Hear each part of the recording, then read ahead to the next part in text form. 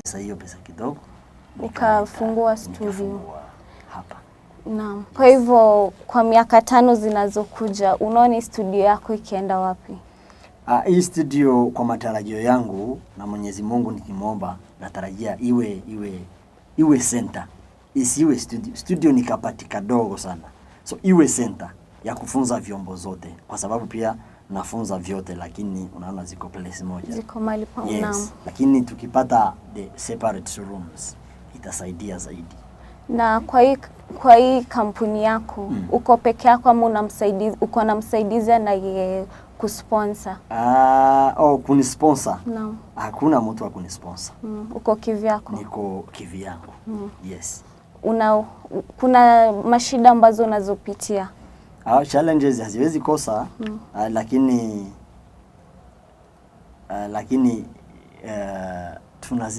tunajaribu kutatua zile tunawezana nazo. Zenye hatuwezani nazo lazima tunaziweka kando kiasi. Unaweza kutueleza hizo mashida ambazo unazotupitia? Kuna wazazi bado hawajaelewa mtoto anasoma muziki aje. So kuconvince mzazi bado iko ni challenge. Ili mtoto aweze kupea mtoto wake kama huyu wa 7 years, uliona akicheza drum set hapa. Kuna wengine hawaamini kwamba mtoto anaweza cheza muziki. So kesho atakuwaje? Ama mtoto kama huyu akishikana muziki na masomo itakuwa aje? So kuna wazazi bado hawajaelewa hiyo kitu. Na huyo mzazi akikataa unachukua hatua gani? Huo mzazi akikataa, unajua sasa huwezi mforce kuchukua mtoto wake. Lakini unaweza muongelesha. Yes, najaribu kumuongelesha. Kuna wenye wanakubali, kuna wengine kukubali ni ngumu. Hata asipokubali, wewe kama mkubwa unafaa kumuongelesha mpaka aweze kukuelewa.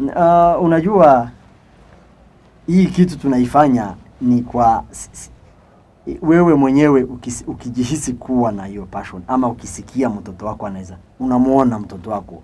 Ukiona mtoto wako na vijiko 2 anachapa masahani, wewe kama mzazi unafikiria nini? Lakini kuna wazazi ambao hawataki, hawaoni mpaka waambiwe na mwenzake ama mtu ambaye ameona. Bila hivyo hawezi ona talanta ya mtoto, ila watasema tu asome. Lakini masomo si kila kitu, pia talanta inaweza peleka mtoto wako mbali. Hakuna hatua nyingine mimi nachukua kutoka hapo isipokuwa maybe yeye mwenyewe ajionee vitendo watoto wanafanya kutoka hapa, alafu pia ziweze kumconvince. Yes. To my viewers, as you've heard from Mr. Paul Borana, that you should not limit your child's talent. You should let your child explore more. So what are your charges? Charges zetu ziko affordable kwa sababu zote ziko the same. Hatusemi violin iko na cost yake, drama yake. But see, there are different things. Yes. There are different equipments. Yes. Yeah. But tuna prefer kwanza chombo yoyote iwe equal. Wewe ukiwa na passion ya kusoma violin, tunakupea unasoma violin. Kama uko na drum set, passion ya drum set, unasoma drum set. So hatusemi ati mtu anakuja unagusa hii, unapata hiyo kitu. Lakini cost yenyewe kwa kila kitu ni 500 per lesson. Per lesson? Yes. Na kwa mtu ambaye anataka kuja kuimba, kutoa wimbo, umproducie wimbo, utamcharge na kulingana na wenye wanakuja kufundishwa kucheza vyombo hivi? Hapana. Mtu wa studio mwenye anataka kurekodi wimbo, audio tunamcharge 10,000. Tunamwekea vitu zote, vyombo za live, drum set, guitar, bass, solo. Kama hutaki hizo vyombo zingine kuwekwa ndani, so unakuja tunaongea vizuri. Yes. Na ambaye anataka kutoa video? Video pia tunaanzia kwa 30,000 kulingana na location, alafu pia mtu akijieleza vizuri. Because tuko pia na moyo ya kusaidia. Lengo letu si biashara sana. Lengo letu ni kusaidia sana kuliko biashara sana. Na kwa yule mtu ambaye ana talanta na ana pesa, unaweza kumsaidia kivipi? Watu kama hao si mmoja ama wawili nimewasaidia sana. namsaidia nikimwambia maybe ukiwa na uwezo kidogo unalipa half, ama tunakufunza ukimaliza kusoma ukienda nje upate kazi, wewe unakuja unatulipa. Na hii kazi ambayo unafanya ni talanta, ni passion, ama ni ulienda shule kujifunza? Ni vyote. Nilianza na passion kwanza. Nikajifunza kijua kali kidogo, alafu nikaingia shule sasa yenyewe, college ya music. Hapa Kenya Conservatory of Music, Nairobi. Nikasoma music, then after that sasa nikakuja nikafungua hizi vitu zangu. Yes. Uko na familia? Niko na familia. No. Mimi nimeoa, niko na mke mmoja na watoto wawili. Familia yako ilikuchukuliaje ulipoanza muziki? Actually unajua Mungu anapatanisha wale watu wenye wanaelewana. Nao pia ni wanamuziki. My wife ni mwimbaji, anaimba. Ukitembelea kwa YouTube channel yetu utamuona tuko hapo tukiimba na yeye. Anaitwaje? Yeye mwenyewe? No. Anaitwa Eme Ninamwana. No. So na watoto pia ukiwaangalia ni wanamuziki. Msichana wetu mkubwa kwa 5 years tumeanza kumfunza piano. Yes. Do you depend fully on music? Yes. Muziki ndiyo kazi yangu ya kila siku. Monday to Monday. So hiyo ndio kazi yangu ya kila siku. Kwa hivyo unamaanisha una kazi nyingine, ufanye kitu kingine? Sina kitu kingine nafanya. No. Ni muziki peke yake. So naamuka saa 2, no. Nimefungua ofisi mpaka saa 12:30. Tukipata customer wa kuendelea juu, no. Tunampokea. Mostly wa kurekodi. Tunafanyanga jioni sana. Lakini siku kwa siku tunafanyanga muziki ni hapa tu. What impact have you brought to the society? Iko nzuri kwa sababu nikiona wale wenye nimefunza, wale wenye wamepitia kwa mikono yangu. No. Saa hii unapata wanasaidia familia. Mtoto anacheza kwa church, analeta salary kwa nyumba, analipa rent, maybe akona wazazi. Kulingana na maisha venye iko. So kuna wengine wanajilipia fees shule kwa sababu kupitia tu talent yao. Yes, wametoa hapa. Kuna kitu ungependa kupunguza au kuongeza? Si kupunguza, ningependa sana kuongeza vifaa. No. Kwa sababu unapata mtu amekuja, wanafunzi wa piano wamekuja wakiwa 5, niko na 3 peke yake. So unapata lazima huyu mtu akona hii time yake, huyu akona time yake. So unapata iko limited somehow. And you have a role model? Role model siwezi mkosa, niko naye. Na sana ni hapo nimesomea. Mwalimu wako? Okay, si mwalimu, shule venye iko. Shule yenyewe? Yes, yenye nimesomea. Yes. So hiyo Kenya Conservatory of Music is the best school, best college. So hiyo ndio mimi pia niko nayo kwa mawazo. Ukisoma ili kuchukua muda gani kumaliza muziki?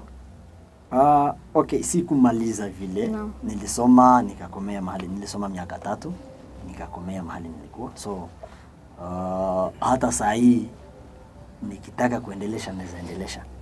Lakini hiyo 3 pia it's enough kwa mtu kujiendelesha kimuziki.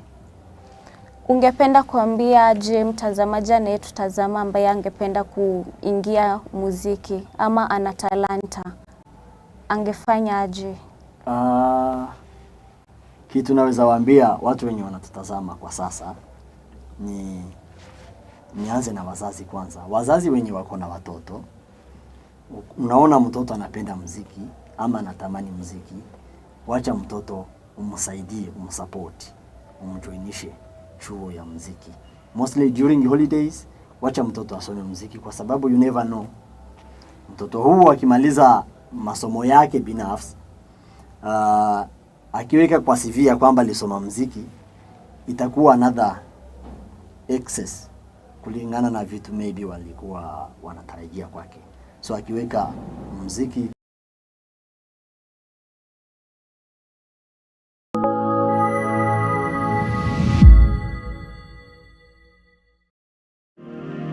there I was, standing shamefully in a courtroom, surrounded by demons on my left and angels on my right.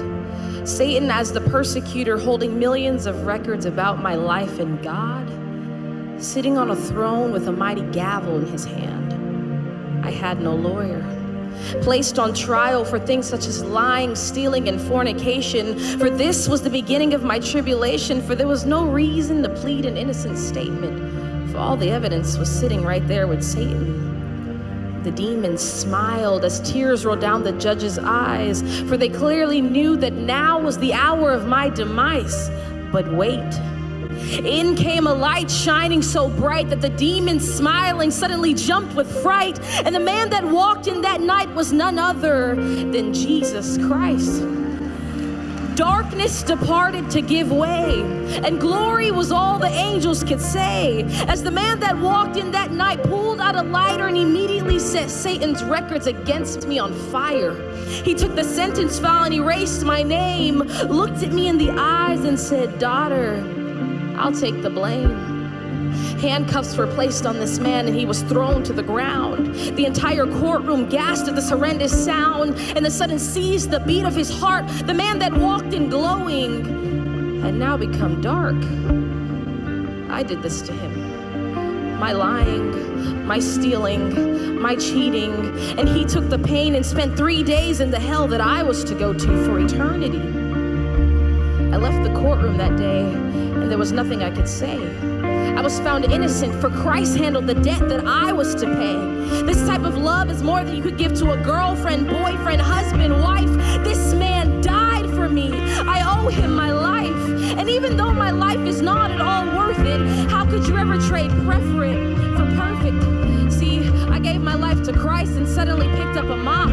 The lying, cursing, cheating, all that had to stop, because my life had been bought. And it'd be a shame to sit there and do nothing but let it rot. I'm not perfect, and the will to sin hasn't completely diminished from my life. But I believe Jesus' words when he died for me on that cross. It is finished.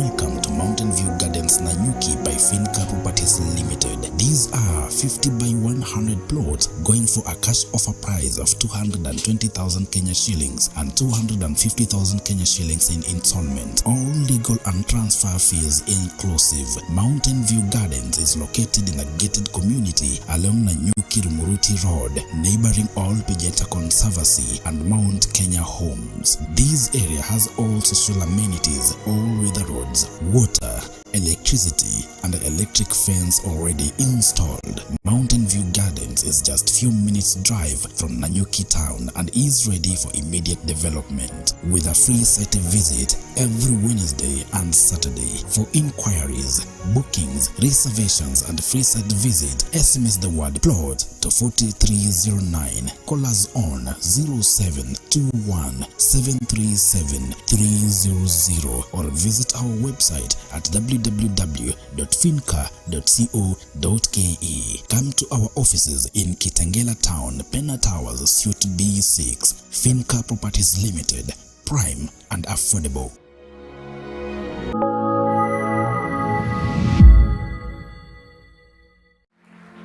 An unpleasant emotion caused by the belief that someone or something is dangerous, likely to cause pain or a threat. Fear. Or to simply put it, fear is the belief that God is not with you, you of little faith. You see, the interesting thing about fear is that even though it's like a shadow and accompanies you wherever you go, fear is a choice. Yeah, I said it, fear is a choice. It's a choice between saying yes in the face of opposition when you can't see the rationale, or living with the regret of not trying or remaining crippled with the lies you're too busy buying. And without doing the math, we all already know what the common choice is. Because we walk around like cats who have 9 lives, believing that we could be brave in the next life, but why are we never brave enough for today? We always say tomorrow and hope by tomorrow fear will be gone, but God tells us tomorrow isn't even promised, and that's where we've all gone wrong. He wants us to be brave today, brave right now. Check this. The voice of fear will always be present in situations where there's an opportunity to be brave. See, even Peter, who walked with the Savior himself, almost said yes to bravery until the waves of fear began to wave at him and he was no longer sure if Jesus was with him anymore.